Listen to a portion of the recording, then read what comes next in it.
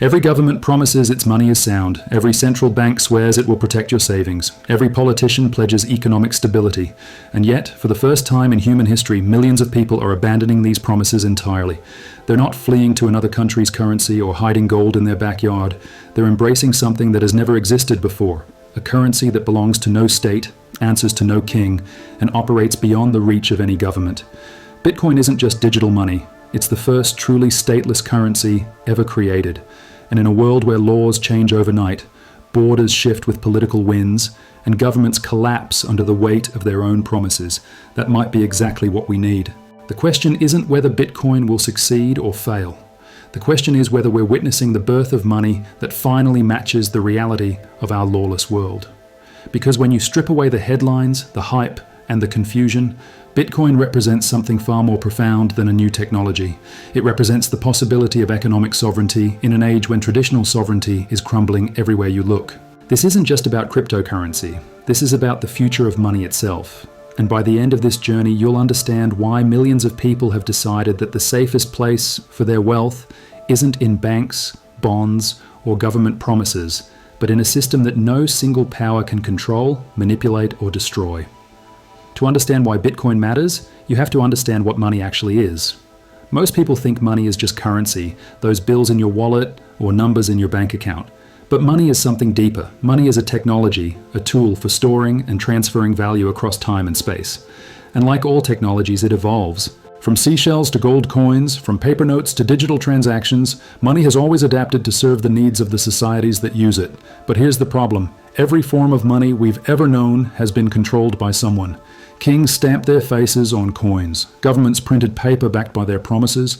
Central banks set interest rates and decided how much money to create. Throughout history, money has always been a tool of power, controlled by those in authority and subject to their whims, their wars, and their failures. The people who controlled money could debase it, inflate it, confiscate it, or make it worthless overnight. Romans learned this when their silver coins became tin. Germans discovered it when their marks became wheelbarrows full of paper. Venezuelans are living it today as their bolivars become meaningless. The pattern never changes. Those who control money eventually abuse that control, and ordinary people pay the price. Bitcoin breaks this pattern for the first time in human history. It's money without a master, currency without a king, value without a central authority. No government can print more of it. No central bank can manipulate its supply. No politician can promise to fix it because no politician controls it. Bitcoin exists in a realm beyond traditional power structures, operating according to mathematical rules rather than political decisions. This isn't just theoretical. Right now, while governments around the world print trillions of dollars, euros, and yen to fund their spending, Bitcoin's supply increases at a predictable rate that no one can change. While central banks manipulate interest rates to engineer economic outcomes, Bitcoin's network operates according to code that treats everyone equally. While politicians promise to protect your purchasing power even as they inflate their currencies, Bitcoin's scarcity is guaranteed by mathematics. But stateless money in a lawless world creates an entirely new set of questions and challenges. If Bitcoin belongs to no nation, which laws govern it? If no central authority controls it, who ensures it works fairly? If governments can't regulate it directly, how do they respond to its existence? These aren't academic questions. They're playing out in real time as Bitcoin forces every government, every financial institution, and every individual to confront a new reality. Some governments have embraced Bitcoin, recognizing it as legal tender and building their economies around it. Others have banned it entirely, threatening imprisonment for anyone caught using it. Most fall somewhere in between, creating a patchwork of regulations that often contradict each other.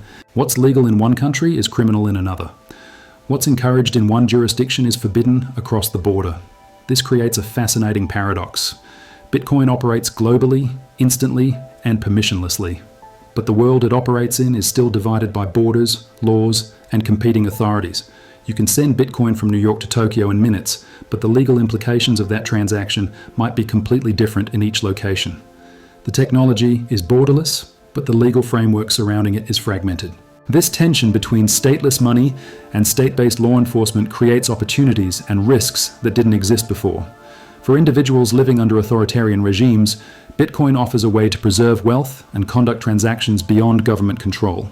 For criminals, it provides new methods for money laundering and tax evasion.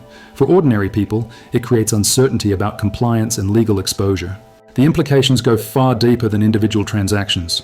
When money becomes stateless, what happens to monetary policy? Central banks derive their power from controlling money supply, setting interest rates, and managing currency exchange rates.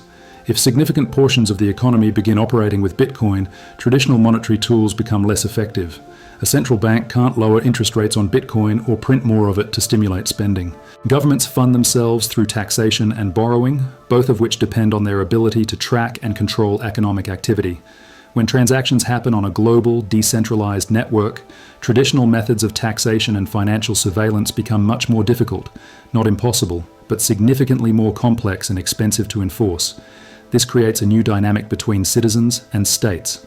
For the first time, individuals have access to a monetary system that operates independently of government permission. They can store value, conduct transactions, and build wealth using tools that no authority can directly control or confiscate. The balance of financial power, which has always favored institutions over individuals, begins to shift. The response from established powers has been predictable and varied.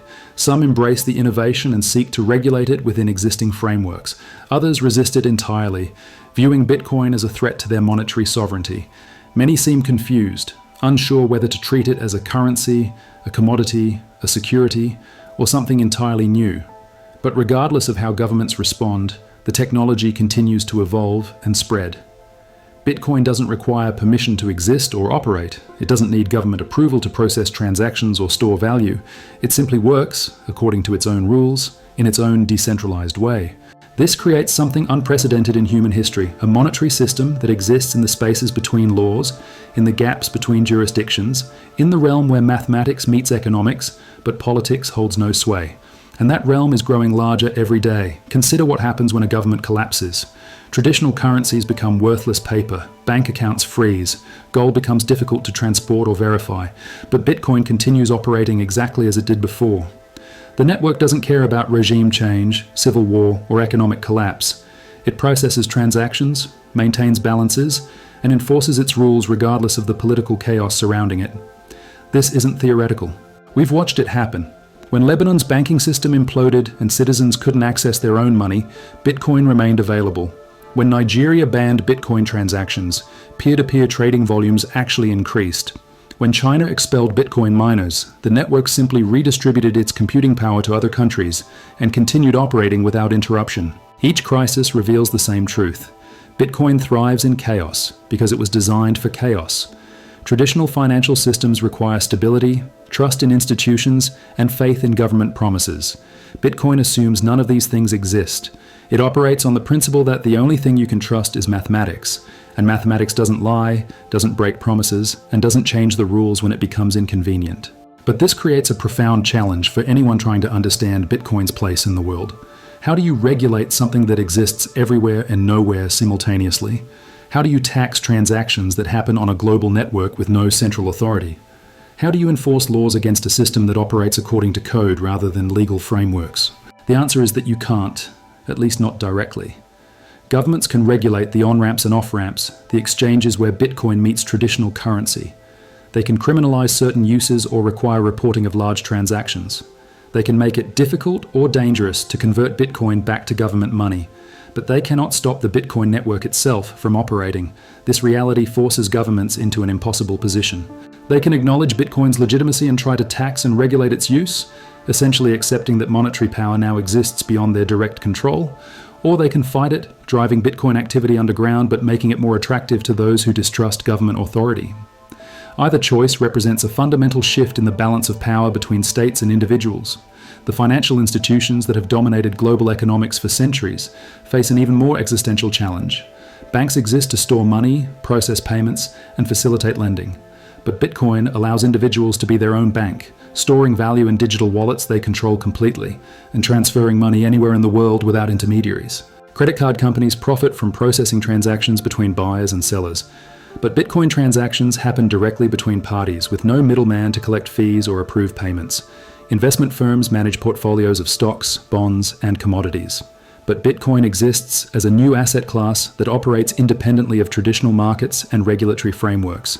These institutions aren't disappearing overnight, but they're being forced to adapt to a world where their services are no longer essential for many financial activities.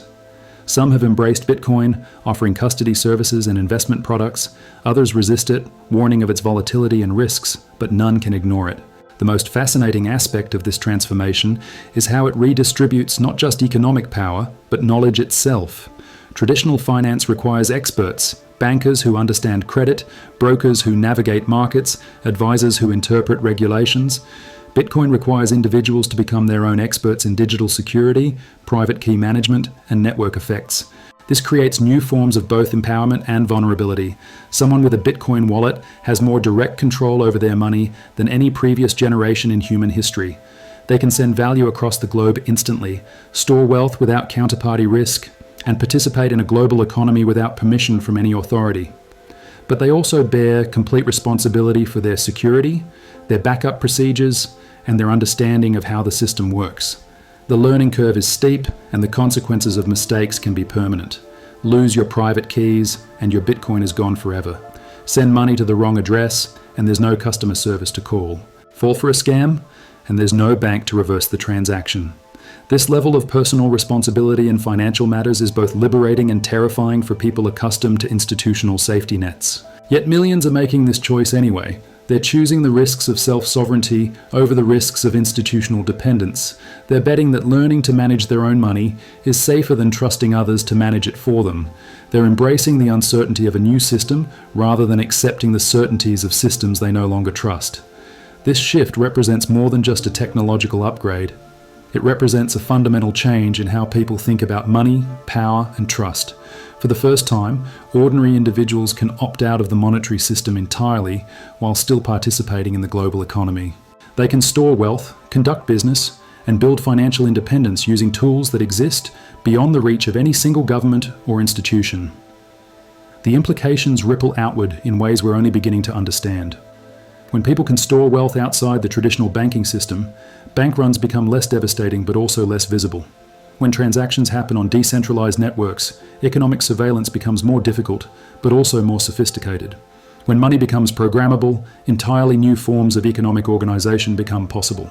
We're witnessing the emergence of decentralized autonomous organizations that operate entirely on blockchain networks, with no traditional corporate structure or geographic location. We're seeing the development of programmable money that can execute complex financial agreements automatically without lawyers or courts. We're watching the birth of economic systems that exist purely in digital space, governed by code rather than law. Bitcoin represents the first monetary system in human history that operates independently of political power and that changes everything. We're not just watching the birth of digital money. We're witnessing the emergence of economic sovereignty for individuals who choose to claim it. The question isn't whether governments will accept Bitcoin or whether institutions will adapt to its existence. The question is whether you understand what's happening and how to position yourself for a world where money no longer belongs to those in power. Because Bitcoin isn't going away. Every attempt to ban it has failed. Every crisis has made it stronger. Every government that tries to control it only proves why it was needed in the first place. History shows us that money always evolves to serve the needs of the people who use it. For centuries, that evolution was controlled by kings and governments who shaped money to serve their interests. Today, for the first time, money is evolving to serve the interests of individuals who choose freedom over permission, mathematics over politics, and sovereignty over dependency. The lawless world we live in isn't getting more stable.